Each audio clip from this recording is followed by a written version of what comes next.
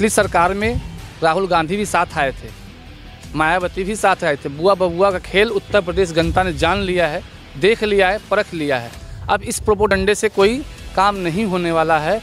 इस बार फिर पुनः भगवा लहराएगा, 2022 में भी और 2027 में भी, 2024 में भी। भारतीय जनता पार्टी की सरकार पुनः बनने जा रही है और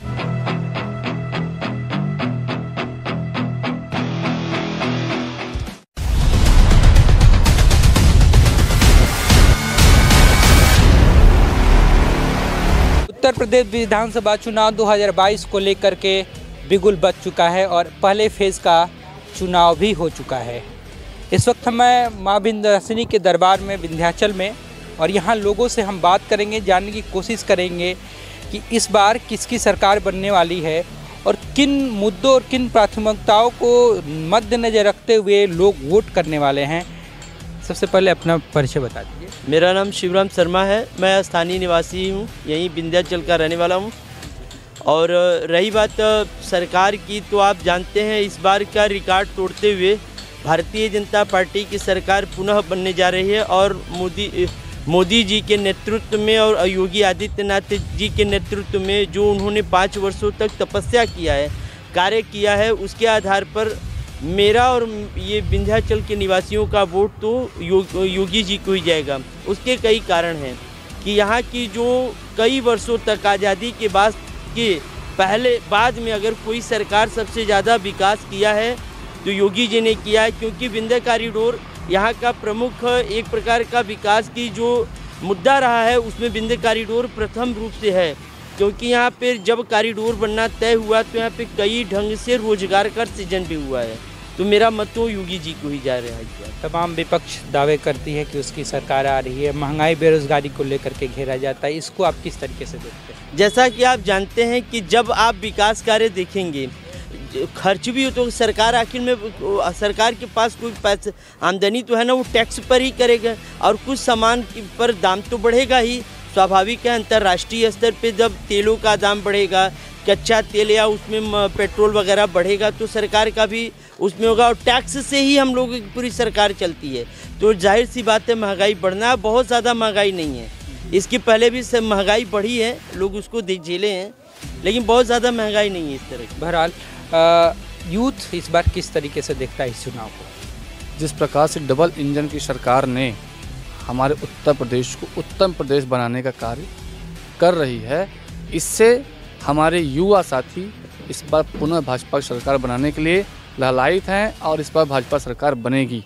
इसलिए बनेगी कि हमारी जो डबल इंजन की सरकार ने आवास योजनाओं का लाभ दिया, न जाति पूछ कर लाभ दिया, न बिरादरी पूछ कर लाभ दिया, चाहे वो हिंदू हो, चाहे मुस्लिम हो, चाहे किसी जाति की हो, उनको सब चीज़ का लाभ मिल रहा है। राशन भी फ्री मिला 2 महीने। कोरोना काल में जो लोग सैनिटाइजर बैठ के हाथ धोने का काम करते थे, आज वो लोग बताते हैं कोरोना काल में इतनी मृत्यु हुई। मृत्यु कब हुई, किसके कारण? जो वैक्सीन लगाने का काम कर रहे सरकार योजना कर रही थी, उसमें लोगों को भड़का रहे थे कि ये सपा के भाजपा की सरकार है, भाजपा के वैक्सीनेशन है, तो लोग जो वैक्सीनेशन नहीं करा पाए हैं उन्हीं की डेथ हुई है। हमारी सरकार वैक्सीनेशन किया, हमारे देश की सुरक्षा के लिए लड़ी, युवाओं को रोजगारी दिया, और आने वाले समय में जो हमारी सरकार काम कर रही है, भाजपा सरकार काम कर रही है, हम इसलिए उनको सरकार में लाना चाहते हैं कि जो जाति विरादी न बांट करके केवल धर्म की रक्षा करे, हिंदुत्व की रक्षा करे, कि हम सरकार को पुनः बनाने का कार्य करें। सुभाषपा, अखिलेश यादव, समाजवादी पार्टी के जो हैं, ये सारे लोग मिलकर के एक साथ आ रहे हैं और अखिलेश यादव दावा भी कर रहे हैं, वादा भी कर रहे हैं साथ में कि 300 तक यूनिट तक बिजली फ्री देंगे, लड़कियां जो पास हो रही हैं उनके लिए 36,000 12वीं पास लड़कियों को दे, तमाम वादे किए जा रहे हैं। प्रियंका गांधी भी कर रही है इसी में कि किसानों का कर्ज माफ़ी किया जाएगा। क्या इसका असर पड़ेगा? इसका कोई असर नहीं पड़ेगा, सब झूठे वादे हैं। आपने देखा होगा पिछली सरकार में जब इन लोगों की सत्ता आई थी तो माननीय मुलायम सिंह जी ने मुस्लिमों के लिए कहा था कि हम जिएंगे भी मुस्लिम के लिए और मरेंगे भी मुस्लिम के लिए। मुस्लिम कन्या धन लागू किया था हमारी सरकार, उत्तर प्रदेश सरकार, भाजपा सरकार ने। कभी ऐसा कोई जात बिरादरी के नाम पे वोट नहीं मांगा। ये लोग जात बिरादरी के नाम पे वोट मांगते हैं। ममता बनर्जी भी इस बार चुनाव में आकर के अखिलेश यादव का समर्थन कर रही हैं, क्या लगता है इससे प्रभाव पड़ेगा? पिछली सरकार में राहुल गांधी भी साथ आए थे, मायावती भी साथ आए थे। बुआ बबुआ का खेल उत्तर प्रदेश जनता ने जान लिया है, देख लिया है, परख लिया है। अब इस प्रोपोगंडे से कोई काम नहीं होने वाला है। इस बार फिर पुनः भगवा लहराएगा 2022 में भी और 2027 में भी, 2024 में भी पुनः भाजपा सरकार बनेगी। पुनः भाजपा सरकार बनेगी। किस तरीके से आप देखते हैं इस उत्तर प्रदेश विधानसभा चुनाव? अभी तक तो इसको बेटर समझा जा रहा है, इसलिए कि गुंडे माफिया दंगा कराने वाले ये सब अंडरग्राउंड हो गए थे, कुछ निकल आए हैं, लेकिन 10 मार्च के बाद ये भी सब अंडरग्राउंड हो जाएंगे।